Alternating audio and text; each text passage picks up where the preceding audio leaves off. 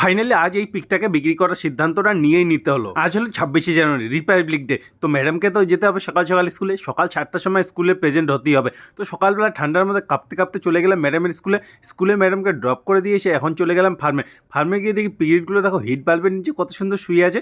এরপর বাকি পিকগুলোকে খেতে দিয়ে দিলাম। এখন হয়ে গেল একটু সমস্যা, আমার যে ব্ল্যাক অ্যান্ড হোয়াইট পিকটা আছে এটাকে ক্রস করানো হয়েছিল কিন্তু ক্রস কমপ্লিট হয়নি, আবার হিটে চলে এসেছে। এই পিকটাকে 4 থেকে 5 বার ক্রস করানো হয়েছিল কিন্তু ক্রস হওয়ার নাম নিচ্ছে না, বুঝতে পারছি না কি কারণ। দেখো অন্য আর একটা পিকের উপরে ওঠার চেষ্টা করছে, আবার হিটে চলে এসে। তো এখন ভাবছি এটাকে বিক্রি করেই দেবো। আর এর সাথে যে পিকটা ছিল ওটাকে ক্রস করানো ছিল, ওটা 1 মাসের মধ্যে বাচ্চা দিতে চলেছে, কি জানি কি প্রবলেম। যাই হোক এখন চলে গেলাম মুরগির ফার্মে গিয়েও তো আবার মাথায় হাত। দেখো জলের পাত্রগুলো সব ফেলে দিয়েছে, কারেন্ট আর রাগ ওঠে। আর দেখো এতগুলো মুরগি, 16টা মুরগির মধ্যে মাত্র 3টে ডিম পেরেছে, কীভাবে বা চলবে এরকম করলে। যাই হোক এখন এদের খাবার দিয়ে দিলাম। আর দেখো মুরগির বাচ্চাগুলো এখন অনেকটাই বড় হয়েছে, দেওয়াল টপকে তো বাইরে বেরিয়েছে কিন্তু দেওয়াল টপকে আবার ভেতরে ঢুকতে পারে না। তো একে ধরে ভেতরে ঢুকিয়ে দিলাম, তারপরে এদের খাবারের পাত্র রিফিল করে দিলাম। আর ফাইনালি আমার পিক ফার্মটা এক্সটেনশনের কাজ শুরু হয়ে গেছে।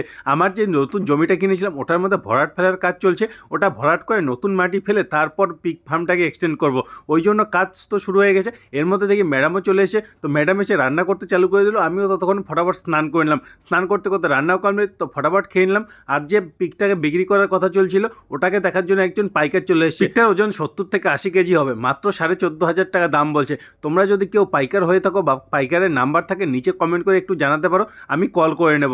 যাই হোক এর মধ্যে দেখি মা বাবাও চলে এসে, বাবার তো ডায়ালিসিস ছিল, ডায়ালিসিস থেকে আস্তে আস্তে হয়ে গেল সন্ধ্যা।